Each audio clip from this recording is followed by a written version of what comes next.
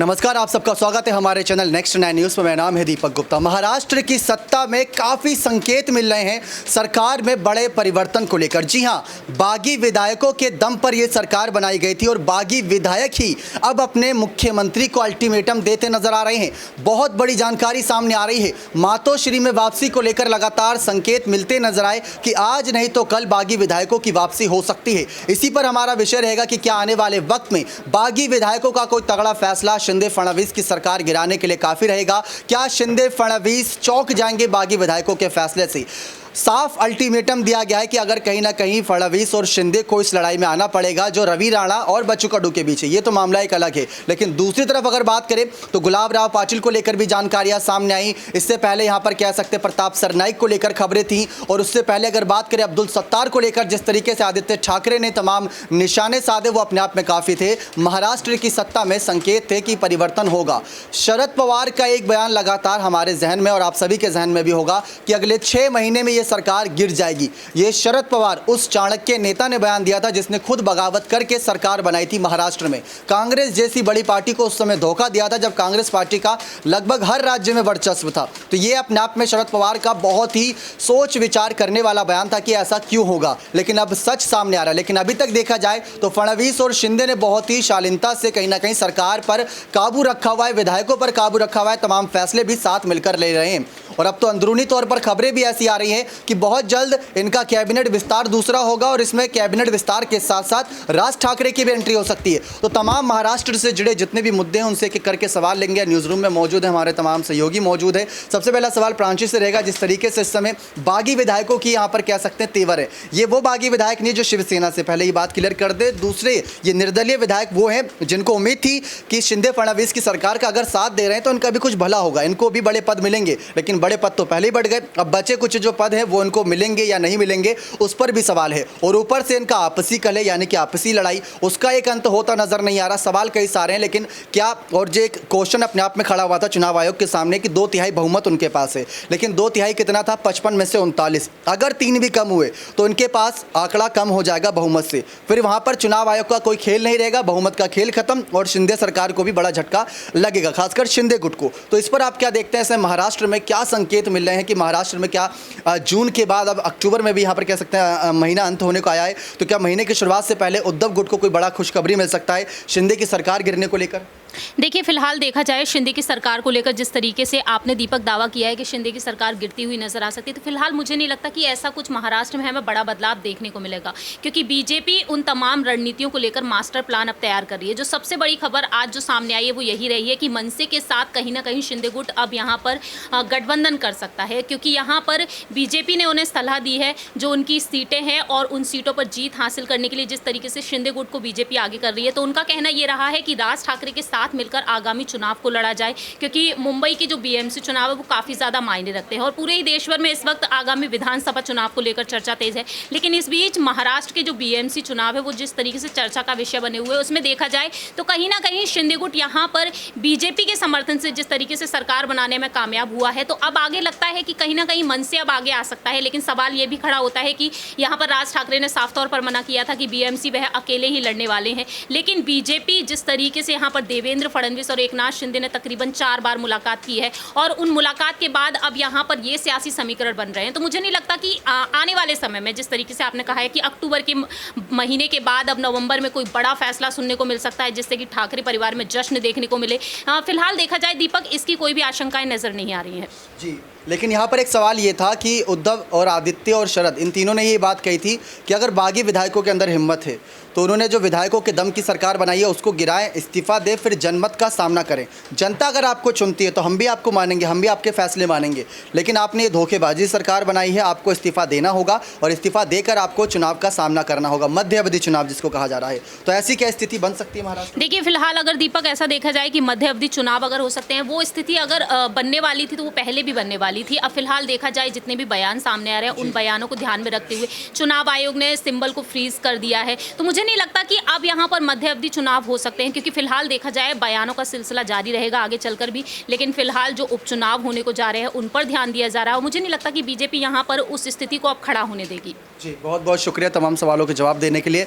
लेकिन अब यहाँ पर एक बड़ी चुनौती फडणवीस और शिंदे के सामने ये है कि वो बागी विधायकों की नाराज़गी को दूर कैसे करते हैं, क्योंकि बागी विधायकों ने उनका उस समय साथ दिया था जब विधायकों को लेकर कई सारे सवालात खड़े थे कि विधायक कभी भी पाला बदल सकते हैं, क्योंकि ये तो हो चुके हैं अब बागी। तो इसी बात को लेकर सवालात खड़े किए गए। कशिश हमारे साथ अब मौजूद हैं और इनसे सीधा सवाल रहेगा कि बागी विधायकों की नाराज़गी दूर करने के लिए शिंदे फडणवीस का क्या कदम रह सकता है, क्योंकि कई सारे विधायकों ने ये कहा कि इन्होंने हमारे फंड रोके, फडणवीस अलग फैसले ले रहे हैं, खुद मलाईदार कैबिनेट रख लिए, हमें वो कैबिनेट दिए जिसकी हमें ज़्यादा ज़रूरत नहीं बल्कि अलग अलग फैसलों की ज़रूरत थी, ये सारी बातें की गई। तो ये सारी चुनौतियाँ इस समय शिंदे फडणवीस के सामने। लेकिन इसको आप किस तरीके से देखते हैं? शिंदे फडणवीस बहुत पुराने नेता हैं महाराष्ट्र में। फडणवीस इससे पहले सीएम थे और शिंदे अब सीएम है और उसके बीच में उद्धव ठाकरे आए थे। लेकिन शिंदे और फडणवीस की जोड़ी क्या आपको लग रहा है कि कैबिनेट को और आगे बढ़ा पाएगी या बड़ा झटका यहाँ पर बागी विधायक देंगे? आप ये देखिए ना यहाँ पर कि जब पहले कैबिनेट का विस्तार हुआ था तब भी बार बार कहा जा रहा था कि यहाँ पर जो अच्छे खासे पद थे वो यहाँ पर फडणवीस ने अपने मंत्रियों को दे दिए, अपने विधायकों को दे दिए, लेकिन शिंदे को लोगों को उतना नहीं मिला। जैसा कि लगातार महाराष्ट्र में सवालात किए जा रहे हैं कि बागी विधायकों का क्या फैसला हो सकता है, शिंदे फडणवीस बागी विधायकों की नाराजगी दूर करने के लिए क्या कठोर फैसले कर सकते हैं और उससे क्या बीजेपी विधायकों को बड़ा झटका लगेगा, किन विधायकों को बड़ा झटका लगेगा, क्योंकि विधायकों के समर्थन से ये सरकार चल रही है महाराष्ट्र में और इसमें शिंदे फडणवीस की बड़ी भागीदारी। अगर सीएम है एकनाथ शिंदे तो डिप्टी सीएम है देवेंद्र फडणवीस। इन्हीं सब बातों को लेकर चर्चाएं लगातार जारी हैं। लेकिन बच्चू कडू ने जिस तरीके से अल्टीमेटम दिया, ये बहुत बड़ा सवाल है कि बागी विधायक इतने तेवर दिखा क्यों रहे हैं। उनको जो यहाँ पर बातें नहीं करनी चाहिए वो बातें करते नजर आ रहे हैं, क्योंकि विपक्ष को तो इस समय एक मुद्दा चाहिए सरकार को गिराने के लिए, सरकार को अल्पमत में लाने के लिए, और क्या वो मुद्दा इस बार दे दिया है इन बागी विधायकों ने। हमारे साथ कशिश मौजूद है। मातोश्री में वापसी को लेकर तमाम सवालात जनता के बीच थे। उद्धव ठाकरे ने भी कहा था कि आपकी जो भी शर्तें होंगी, जो भी बातें होंगी, उनको बैठकों में सॉल्व कर लिया जाएगा, लेकिन एक बार मातोश्री वापस आ तो जाओ, ये सारी सवाल थे। लेकिन अब आप इसको किस तरीके से देखते हैं, क्या शिंदे फडणवीस बागी विधायकों की नाराजगी दूर कर पाएंगे या नहीं?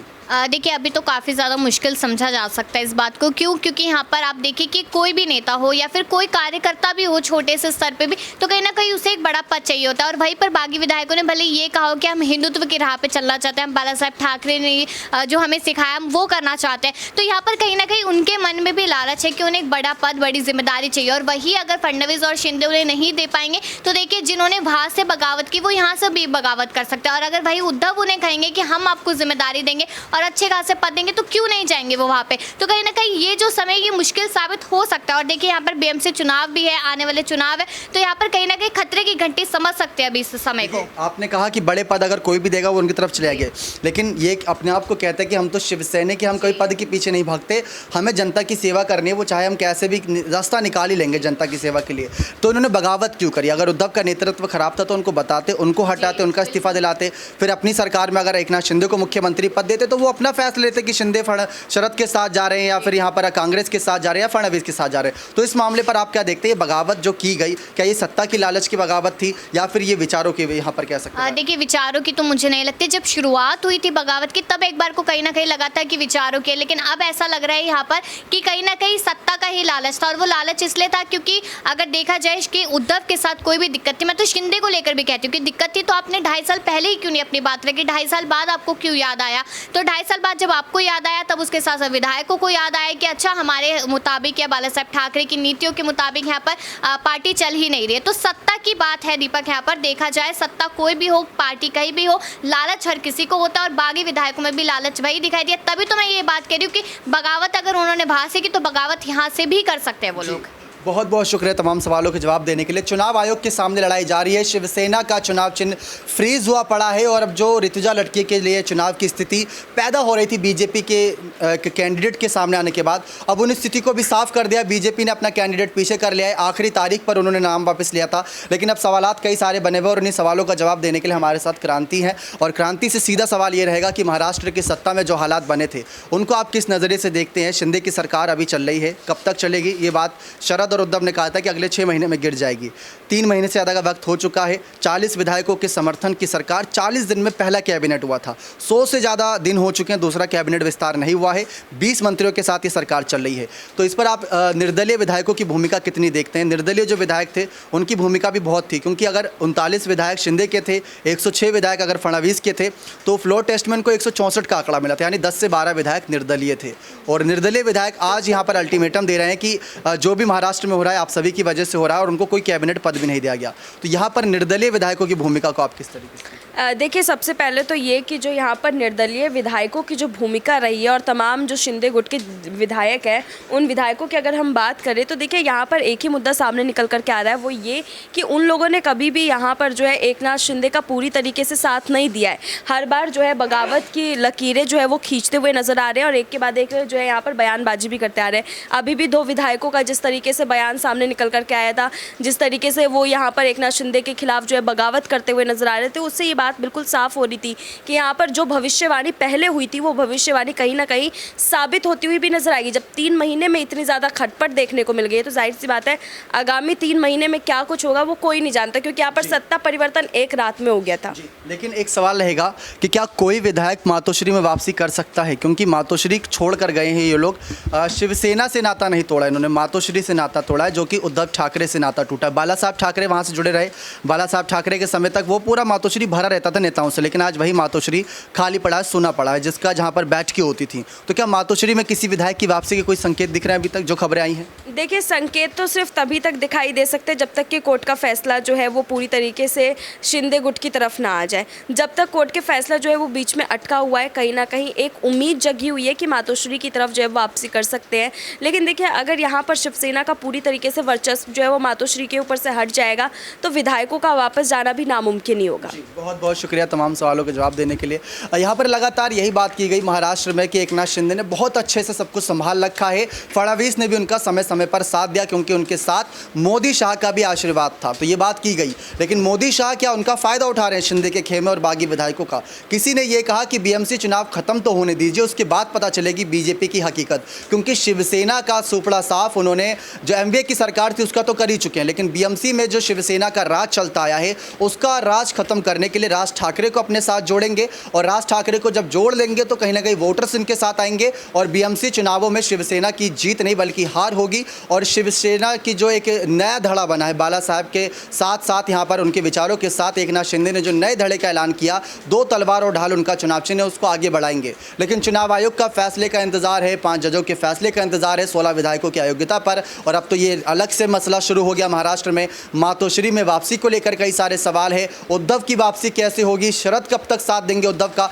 ये कई सारे सवाल महाराष्ट्र की राजनीति से जुड़कर सामने आते हैं। और इन्हीं सवालों का तमाम यहाँ पर कह सकते हैं हमारे सहयोगी आपको समय समय पर जवाब देते रहेंगे। लेकिन आप बने रहें चैनल के साथ ऐसी और तमाम जानकारियों के लिए। जाते जाते यही सवाल रहेगा कि शिवसेना का चुनाव चिन्ह जो फ्रीज हुआ है वो आप क्या चाहते हैं किसके पक्ष में जाए, उद्धव ठाकरे या एकनाथ शिंदे? अपनी राय कमेंट सेक्शन में जोड़ दीजिएगा। बहुत बहुत धन्यवाद।